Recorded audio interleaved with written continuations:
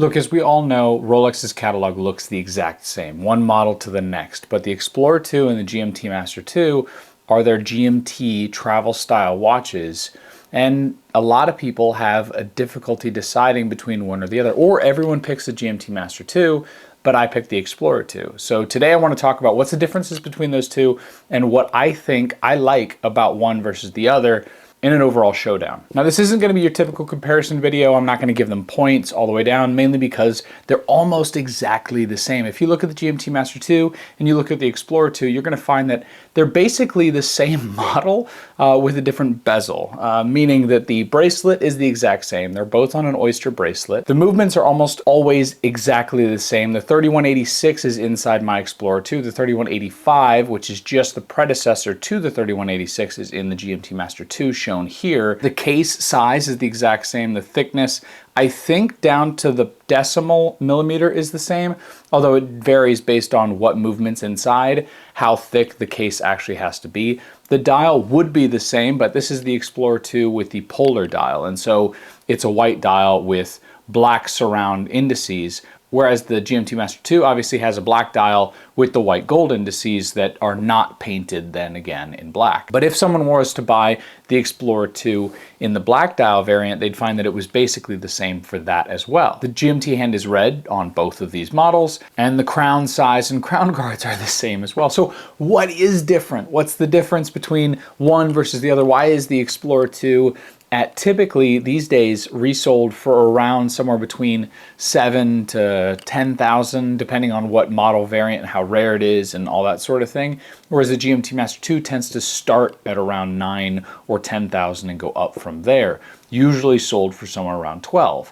And why would one be that much more than the other? And really, realistically, it's just the bezel. That is really the only difference between these two. Now, if you look at the dial, you'll notice that one says Explorer II up at the top next to Oyster Perpetual, whereas the GMT Master II brings the text of the model line GMT Master II down to the bottom. But that's it. Otherwise, the bezel is the only differentiator. If you took one bezel and put it on the other, you would have essentially the same watch. And I actually have a few weird shots of people doing that, swapping the bezels from the GMT Master II onto the Explorer II. Now, I don't think it looks as good with the white dial Explorer II, but that is one of the things that people do. Now, this isn't always true. For example, on the current GMT Master II line and the current Explorer II line, they're much more different. The Explorer II line is larger and 42 millimeters, and it has an orange hour hand. It's got a few aesthetic things that are different than the GMT Master II in the standard model line, in the modern variant, whereas the GMT Master II is obviously much beefier.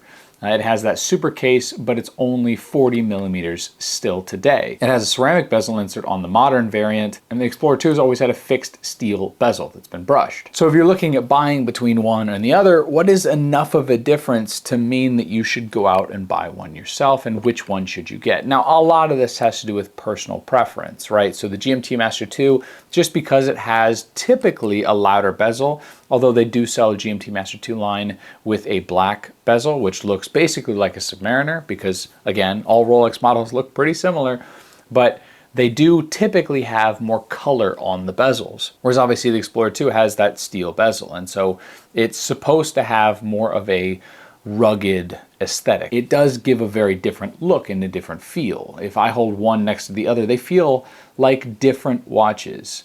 That being said, in my opinion, they don't feel different enough for me to carry both in my collection. Now, a lot of people do. A lot of people have both the Explorer II and the GMT Master II, but for me, especially if I have a limited budget, which I do, and how much I'm willing to spend in luxury watches, I'm not going to carry both of the GMT lines from Rolex at the moment. Eventually, maybe, because I still have an affinity for the GMT Master II, but what I found interesting is that I always wanted the GMT Master II. I always wanted the Pepsi.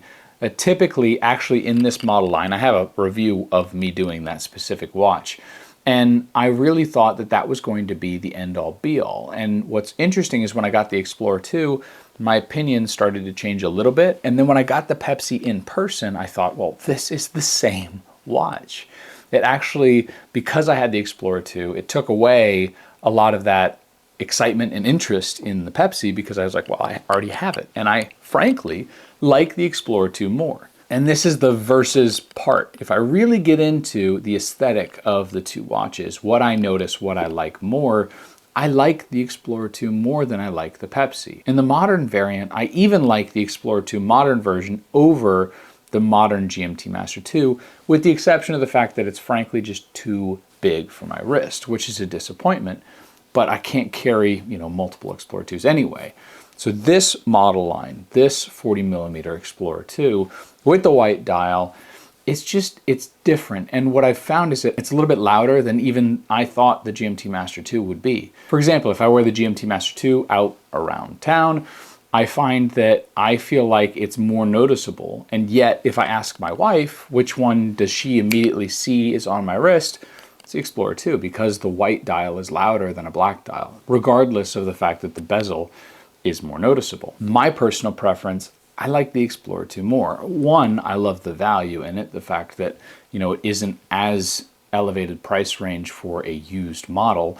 It's more of what I would expect for a used or lightly used pre-owned watch from Rolex. Rather than paying above current retail for an older model, you'd expect to pay a little under what the modern variant goes for, which is obviously under the retail price. So not just that, but I also like the fact that it is a little bit different. I like that I don't have the same watch that everyone has. Now, again, there is one differentiator that makes the GMT Master II, I think, better fit for most people. Now, again, I like the Explorer 2 more, but most people, I think, should probably get the GMT Master II. And the reason why is the fact that you can change the bezel. So this Explorer 2 has the fixed steel bezel. It looks great. I enjoy it. I like it, all that good stuff.